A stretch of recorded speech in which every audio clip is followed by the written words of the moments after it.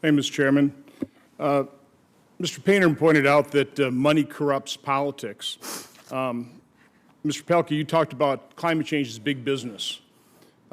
Do you believe also that money can corrupt research? Yeah, absolutely. I study science and technology policy, and matters of financial conflict of interest are a big deal in the medical sciences, in energy, across the board. And it's important to have standards applied to make sure that conflicts of interest don't warp science one way or another. Now, I think we've seen, certainly with the pandemic, the fact big pharma funds these studies. They don't release the data. Our federal health agencies aren't transparent. So, again, I think this hearing shows that there's big money on both sides of the equation. There's nastiness on both sides, and it's hard to discern the truth. Mr. Walter, did you ever read the book, The New Leviathan, David Horowitz, 2012? Certainly did. So in that book, he lays out, just talking about progressive environmental groups versus conservative environmental groups. On the progressive side, again, this is in 2012, there are 553 groups that he identified. On the progressive side, 32 conservative groups. The net assets of the progressive groups was $9.53 billion. The net assets of the conservative environmental groups was $38.2 million. So it's a 249-to-1 advantage. In terms of annual grants, and this is really the main part of his book, the progressive groups, whether it's environmental or whatever progressive group, they utilize their financial wherewithal to impact government, to get government to spend its money on their causes, whereas conservative groups basically just try to spend money on their causes. But the annual grants from progressive groups, $554 million per year spent on progressive, or granted to progressive environmental groups, 1.2 million for conservative groups. That's a 462-to-1 advantage. That's kind of what you're talking about with Arabella and the whole issue of dark money. It's really dark money on the left that overwhelms the dark money on the right, correct? That's absolutely right, Senator.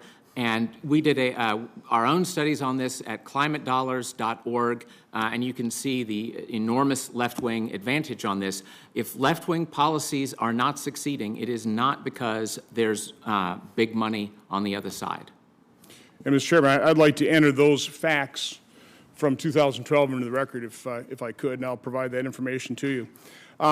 It is interesting in these... The record will remain open for a week. Okay, great, thank you. I'll do so. For you to add whatever you wish. You know, it's interesting we have these budget hearings, and as Ranking Member Grassley points out, we're really not talking about the budget. We're talking about climate change, which is fine. I'm enjoying them. I've got an open mind. I've never denied climate change. I'm just not a climate change alarmist because climate has always changed. I find it interesting on the majority witnesses, there really aren't very many scientists. We're bringing a few more environmental scientists on the minority, so you can't really get into the discussion on climate change.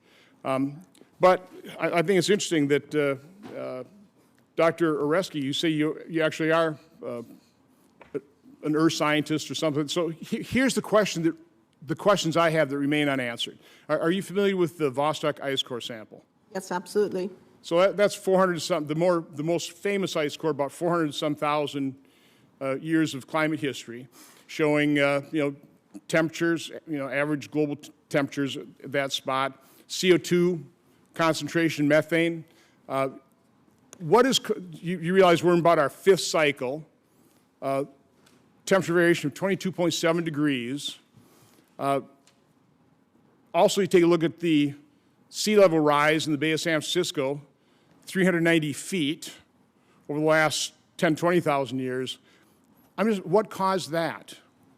Well, the claim that climate has always changed is a claim that we hear all the time from people who are skeptical about climate change. Well, it's true. I mean, So let me explain. Let me answer the question. So yes, of course, the climate has always changed, and earth scientists have studied this for literally centuries. But the key point about anthropogenic climate change is that it's different from natural variability. And Lee DuBridge even said that in 1969. How do we know it's different? Because scientists have studied things like the ice cores, and we now see... Again, you're not answering what caused Oh, what caused the What natural caused the variability? 22.7 degree, those 5 cycles? What Well, caused natural variability a is most... sea level rise of 390 feet in the Bay of San Francisco? What caused that? Natural variability is mostly caused by changes in the Earth's orbit. These have been well documented scientifically. Did that change? Yes, it changed. Has that because stopped? I mean, have those it has phenomena changed. stopped? It has changed because the human contribution has been added on top of it. Well, that- Think about it this way. Do you Imagine- realize the CO2 concentration is a lagging indicator in the Vostok ice core samples? Right, because we didn't have people putting CO2 into the atmosphere until the last 100 or 150 years. Think of it this way. CO2 rise actually lagged temperature I'm rise. trying to answer your question, Mr. Johnson. Natural variability is like a sine curve. It's like a radio wave. It goes up and down. The human forcing function is a linear curve that goes up, up, and up. So if you impose one on the other, what you get is something that looks like this. So the natural variability still exists. The Earth continues to have orbital variations. But in addition, we have added another component. And that component is the human forcing from greenhouse gases mostly produced by the burning of fossil fuels and deforestation. And this has been documented in chapter and verse in numerous peer-reviewed scientific So is reports. are India and China going to stop using fossil fuels? I'm sorry, what? Will India and China stop Well, using? now you- Quite honestly, will the U.S.? Well, now you've changed the subject, but that gives The me answer is they opportunity. won't, and there's nothing They we can would do have about if this. we We had better followed the adapt. UN Framework Convention that President Bush signed in 1992. The whole point of that convention was to bring all the countries in the world on board, but that got derailed because the United States refused to. According to ratify. testimony in this committee, we spent over $6 trillion combating climate change. Probably haven't made a dent in it. We won't make a dent in it. This is a fool's errand we're on, and we're destroying our ability to have the resources to adapt to the climate change that's going to happen whether we do anything or not. Well, I'm sorry you feel that way, because I think it's a fool errand to think you could ignore what has happened and not see serious consequences for the American people and the American taxpayer. Senator Merkley.